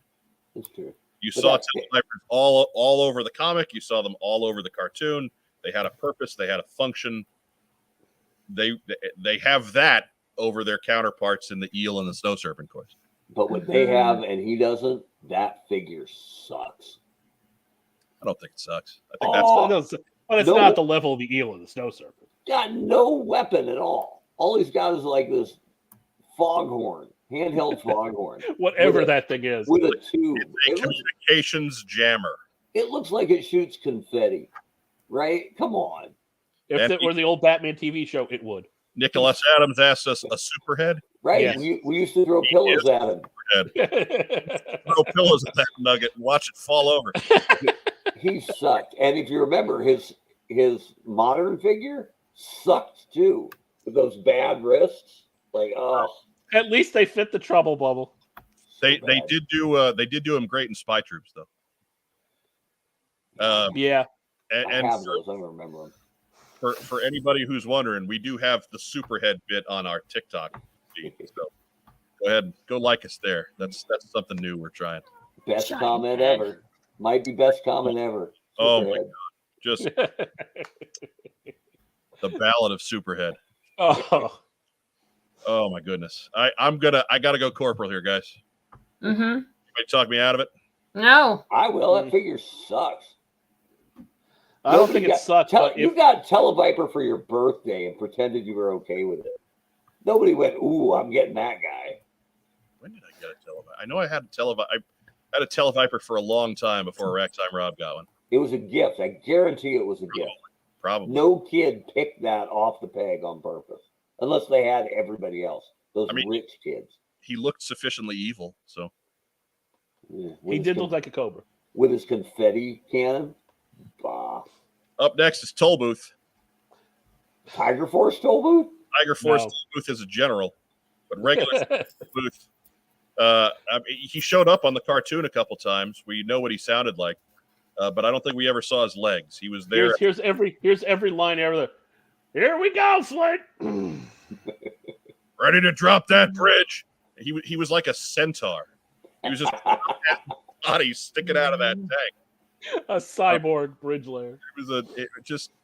I love Toll Booth. I love the bridge layer, but he is right at home next to his Yeah. Yeah.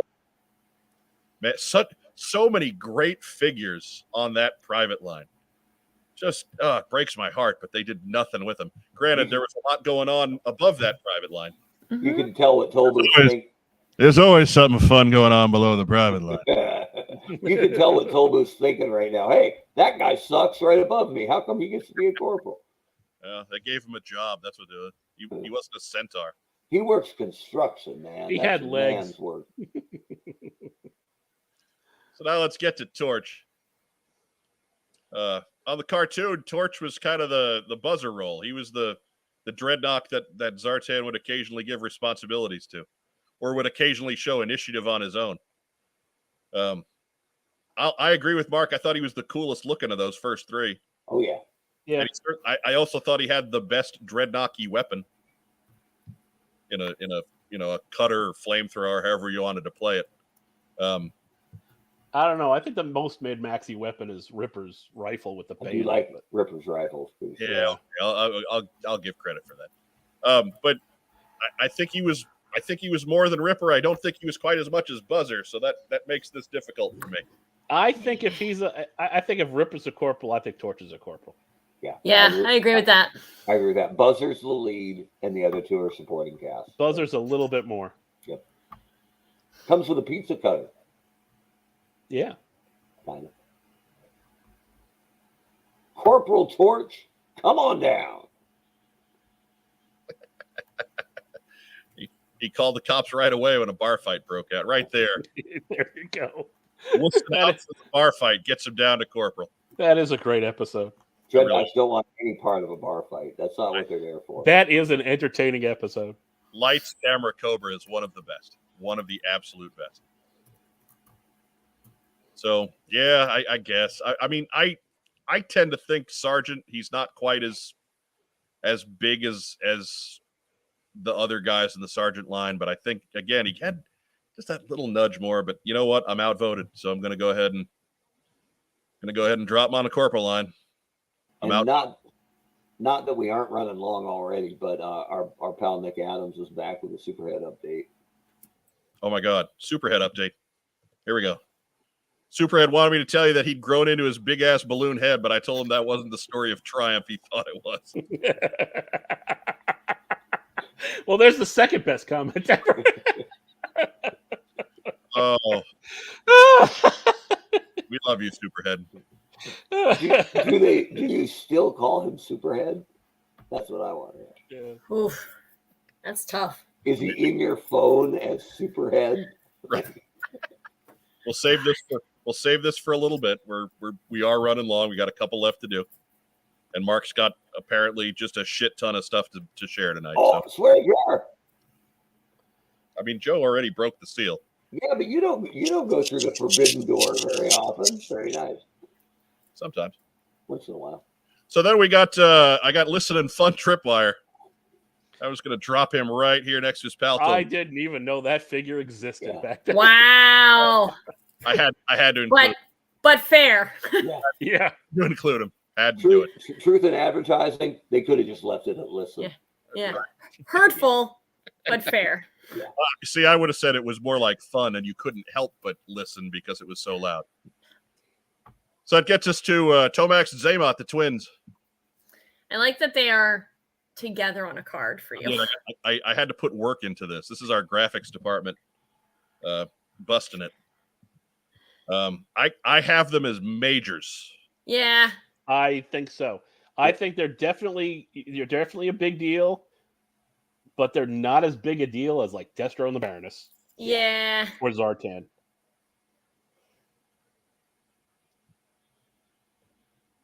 Everybody good? Yeah. All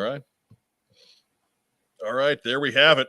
There is the definitive character tier list. No changes. For 1985. I am saving that bad boy. It's funny you think of 85. We were pumping it as this great year. There's a lot of bottom feeders there, though. There's a lot of vehicles that year. Looking at every one of those figures is it's a vehicle driver. Other than the Televiper. Yeah. Well, Listen and Fun Tripwire. So bad.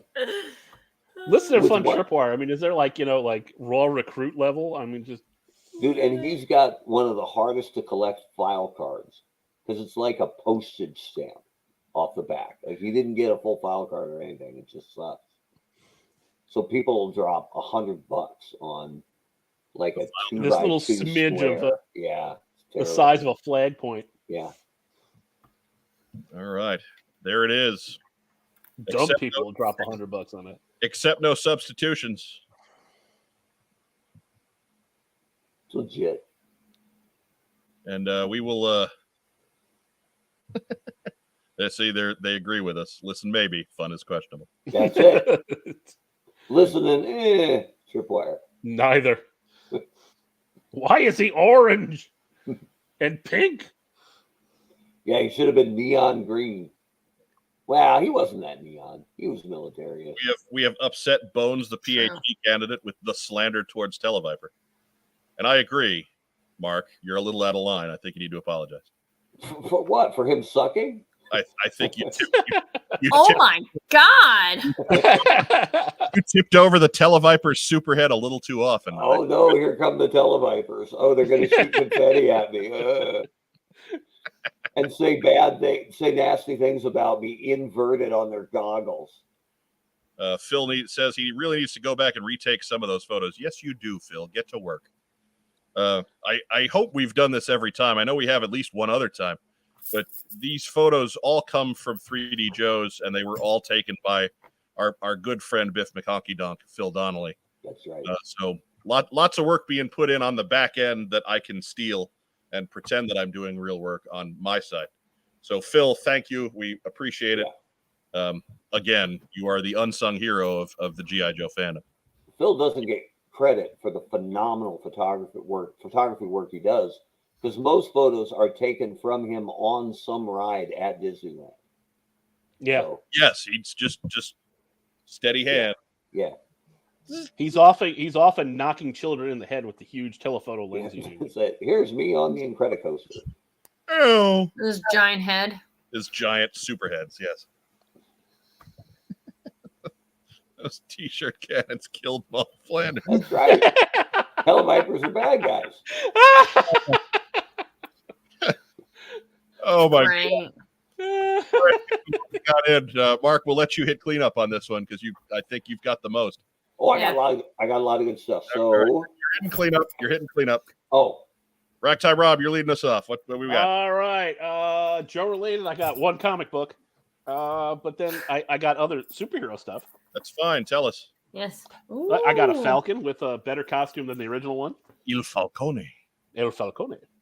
I got a Hobgoblin. Nice. I got my favorite Marvel's. I got my favorite Spider-Man C-list villain, the Shocker. Oh. And That's a rude surprise. yeah, Right? black costume Spidey. Oh, nice. With a big There was cut That is a nice across, figure. with a big There was cut a- across the sigil. There was a glare which hid the Yeah. chest cut. Me making the joke and Joe Colton piling on. Got Mark. I love it. Love it. Somewhere Bokeem Woodbine is proud of you. What else you got, Rob? That's it. All right, you're dead to us. Joe Colton, what'd you get in? I did not get anything in this week. Nothing. I did buy stuff, but not Joe stuff. Star Trek stuff. Got anything cool? I got those. I don't know if you guys saw. They're like Portuguese handmade boots that are gonna be for Strange New Worlds. They're about $400. Wow. Nice. I dropped those today, and then I bought Leku headpiece for a new costume. And I thought I was high rolling just signing up for the MLB TV Right. package. Jesus. Do these $400 boots have room for your big toe? They do.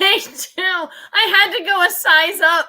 It's gonna be especially for the European sizing. Yeah. Yeah. So if I was at the Star Trek con, they would be $350 right now. But because I'm not, I had to pay the extra $40. Yeah. So yeah.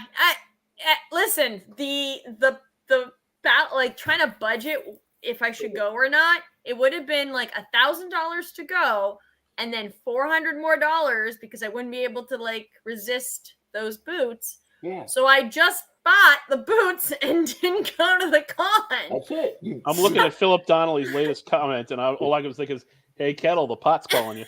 Right. There's a line in Suicide Kings when he's bought shark skin boots. And he goes, well, how much? My wife's mad because I bought these shark skin boots. How much do they cost you? $400, or he goes, $1,000. And he goes, his buddy goes, dollars?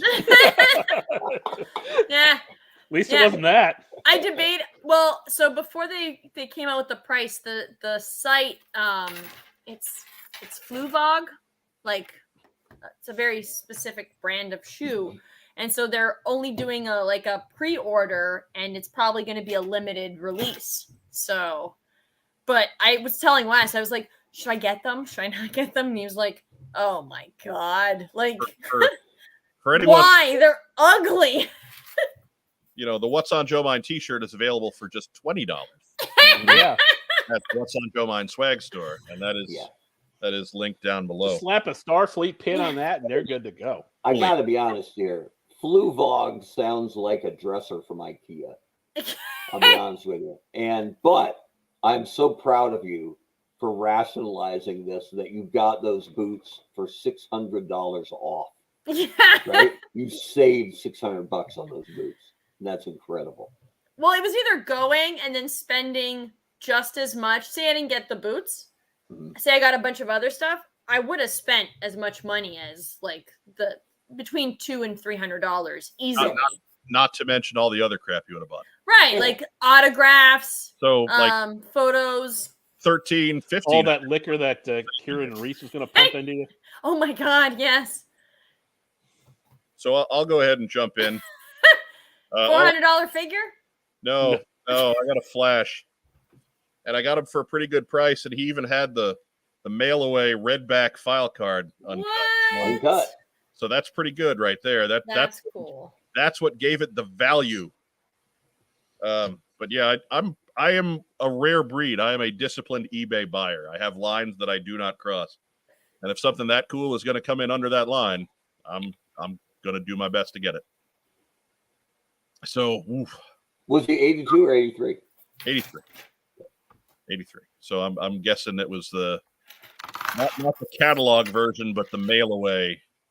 Provided that this is the file card that actually came with this figure, the mail away from 83, 84, or from 84, 85, that run there. So Mark Webber, we've cleared out a big Should have chunk. been a catalog. I mean, if in '83. Maybe. Mark Webber, Yeah. ignore time, Rob. Tell us what you got. It was a good week. So I'm collecting some of these Marvel figurines. Some of them are for my daughter, and she likes female heroes better. So here's Polaris Nice. from the X-Men. I like it. Very green, very evil. One Joe this week, and it was Luke's Toy Box, who is doing the new sculpt heads Yeah, the for head. the vintage show figures. He's got a torpedo coming out that has, it's still got the pullover thing. It's the What's wet. got the mask off? Yeah, but the mask is off, and I only have my original torpedo. Got me a complete torpedo from a fan. Nice. Online, $20, right? Wow, not come bad. on. And he's good. He's not floppy, nothing. So Yeah. pretty happy about that. I almost bought this shirt as an impulse buy, and then I went, I'm never gonna wear that shirt. But they had the graphic as a sticker for $5. So here's Ronick making Superfan number 99's head bleed. Which is a great bit from Swingers if you haven't seen it. So very proud of that $5 purchase rather than the $20 shirt I would never wear. And then for my buddy, it's not for me because there's two things wrong with this figure. A, what it's based on, and B, the character it is. But my buddy Chris, who won't be watching this, he's like my only buddy who we still do birthdays for. He always gets me something. I always get him something. So coming up for him, that's right. It's the Ultimate Warrior from Masters of the WWE Universe. And my favorite bit here, they're not even pretending like this is for kids. Highly articulated. Can you pull it back a little bit? There you go. I'll blow up Mark's. Oh, yeah. Yeah, blow them up. I'm already blowing it up. Highly articulated for power posing. Wrong person. What I can't control that till it's done. Thank you, dear. They're not even kidding that a kid might want this, right? This is just no No kid wants that. Come get it, fanboys. All right, fine. So it's He-Man, which sucks, and the Ultimate Warrior, who sucked. But my buddy Chris is going to do What it. is wrong with you today? Chris is So Stop. angry. Stop me when I tell a lie, right? Oh, So, but I mean, rock solid is this guy right here, Love abuse. right? And while we're in the mood here, oh God, what is happening? let me Is this a new show? Let me get the cosplay going here. Hold on. Let's start the dollar bills. It still fits. Come on now. That would be for the reverse action. Oh, No, put it now we're on. talking, Nice. right? Can you lift your arms? Okay. I mean, it must have been difficult to letter at a school that had 18 people. Oh, hi, You Jump. look awfully sharp in that leather jacket there, Arch. Are you and Jughead stopping by the chocolate shop later? I'm not even embarrassed that I put this on. I wanted a Letterman's jacket so bad, and I had to wait till junior year to get it, and so I wore it pretty much every day. Wow. Like loving it. And it's Did still, they have a hat that goes with it, or did that No. not fit your head? Are there Letterman hats? No, I didn't think so. not maybe in Canada. I Is don't that know. a Canadian thing? Maybe. You get a toque. They get Letterman denim jackets. Yes. So anyway, You can finish off your tuxedo in school spirit. And they always add a U. Whatever letter the school is, they're just going to throw a U in there too, just because. so for all my fellow lava bears out there, continue with your personal responsibility and daily effort. And for all you Mountain View Cougars out there, suck it. Oh my God. Love abuse. That's it. Oh my Mic God. drop. Why don't you go ahead, carry us into shout outs there, Mark Weber? Well, Tell us what you let's- did next week. let's give a shout out to James, who wears his shoes backwards at school because we're digging that. And yeah, we're late next week. I'm going across the pond. Never been to Europe before. Gonna go check out London. So If you need a good pub, let me I know. mean, who doesn't, right? But One on every corner. yeah. So we'll be If you want a good one. doing a couple we're doing a couple shows. We're doing some Harry Potter stuff. It's fine. Nice. And we're gonna go to a Premier League game and I checked with the British coaches in the area because I wanted to go to Millwall. No, you don't. Because look up Lion of Millwall, No, you don't. and that's what they all said. Was, As a person who lived in London, no, you Yeah. don't. they said, bruv, you're not taking your family to Millwall. So we're going to Tottenham. You're awfully supposedly. you're awfully lightly armed for Millwall. Yeah, supposedly the nicest stadium over there. So Yes. Tottenham. You'll like it. It's really pretty. Let's go Hotspur. Matt Rubin has a question. Is that a person or a pup trying to sneak into Mark's screen?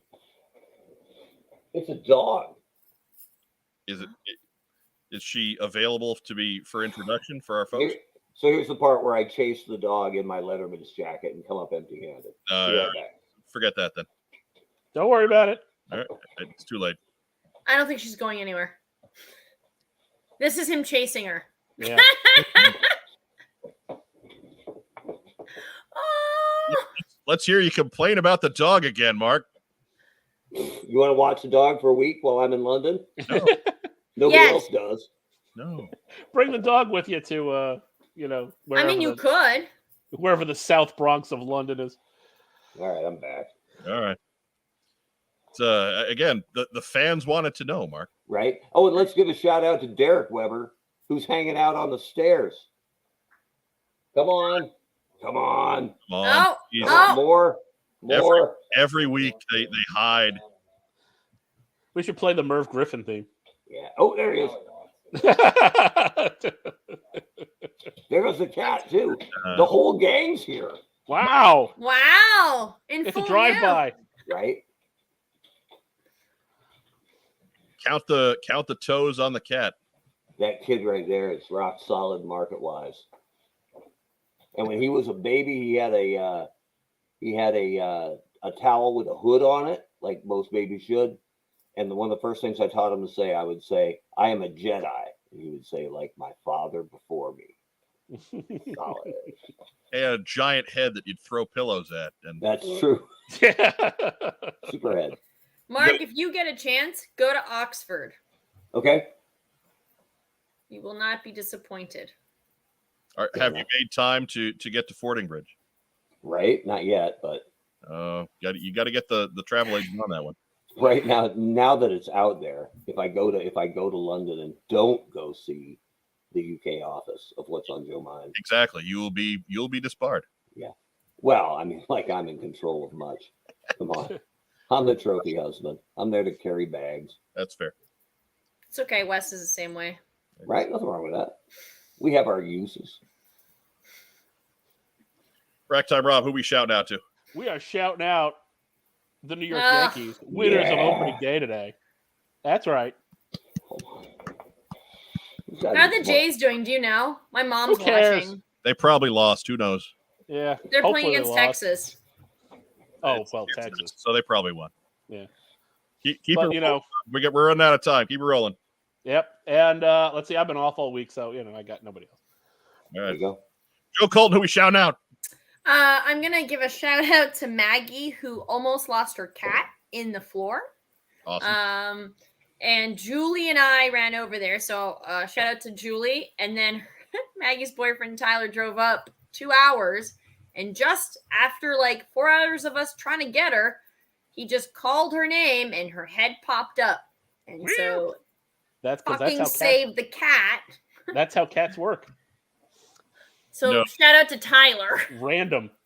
Yeah, no. If you wanted to know how cats worked, it would have been Tyler would have shown up right as the cat popped out and then called her name, and she would have ducked back under the floor again. Yeah. That's how cats work. He was screaming. Like Julie and I had left and we were walking down the hallway and you could hear him screaming the cat's name. And then when we got down, we got a message. It said, "We got her out." And I was like, "Oh my God." So it's All fine. right. Who else you got, Joe Colton? The wrist lock. He's made dinner a couple times this week because I've been working late. And he's awesome. And to my plants who are now sprouting. All right. Awesome. Plants. First time we've got a flora shout out. Give a quick shout out to our good friends at Kokomo Toys for continuing to sponsor our program. We'll sing the theme song in the quick version. Kokomo. Kokomo. Toys. Kokomo Kokomo Toys. Toys. We're gonna lose sponsorship because you're too cool for the sponsors. See, you. No, it's not that I got an email. That doesn't matter. That doesn't make you special. I know. I'm sorry. I got emails. Kokomo Toys is awesome. Go to their store. Goodness. Give a shout out to everybody watching tonight. Thank you so much for joining us here in the live stream, in the team stream, if you will. Remember, if you're watching us on Facebook, give us some kind of reaction. Give us a thumbs up. Give us a heart. Give us a little huggy guy. Somebody gave us a little angry face. That's fine, too. Oh, Andrew Garrison did that, so that's fine. Just being honest. We like Andrew Garrison, so we know his angry is not real. Great. We also, if you're watching us on YouTube, of course, like the channel, subscribe to the channel, share the video or in your various social media circles. It's the only way to keep growing things. We're a product of the energy that you put into it. We appreciate it. We enjoy that you think of us as your number one stop for G.I. Joe discussion on the World Wide Webs. Want to give a shout out to my hosts, Racktime Rob, Woo! the Honcho Mark Weber, The shark. love him, Wait, the shark. of course, Drew Colton, She'll wear that over in London. God. right? Be very American when you go over. Oh, absolutely. Although I might fit in, right? A lot of redheads over there. I mean, just you'd have to get yourself a 12-gallon hat. Yeah, we'll see. My head is going to be a problem. They'll throw pillows at you until you tip over. I'll go to the Tottenham and say, "Hey, you got anything in an 8?" And they'll be like, "Cry me." Crikey. It's like, Sorry. No, it's Australian. oh, it is. Never mind. I'm tired. It's late. What can I tell you? They'll be like, "In our what, governor?" Hello. Actually, it might have to be a 9 because European sizes run smaller. Ooh, that's a good point. I mean, like, if I plan on silly walking like John Cleese everywhere. It's at gonna your be local amazing, haberdasher. right? That'll help you fit it. Yeah, it's here to help. But for my co-hosts, as we just shouted out to a moment ago, that's going to wrap it up for this week's edition of What's on Joe Mind. I'm your host, Mike Irizarry. Be sure to stay safe if you can't be careful. Keep yourself out of harm's way as best you can. COVID's almost done. It's really taking a step back, but let's continue to be safe. If you're heading out to one of the great shows that we highlighted earlier today, mask up, keep your distance, do your best. And thanks to everybody for watching. Continue to, we'll see you. Actually, we won't see you next week. We're taking next week off for Easter. You're out next week. Unless if something big happens in the news, we might pop in with a little something, but no team stream next Friday. You all have a book report due as far as what you did with your Friday night instead. 2 pages, front and back. We're counting on it. We will be graded. But again, for my co-host Rob, Joe, and Mark, I'm Mike Irizarry. Have a great rest of the weekend. Enjoy your night. Yo, Joe. Where'd the button go? Where's the button? Where'd the button Some go? guys go their whole life.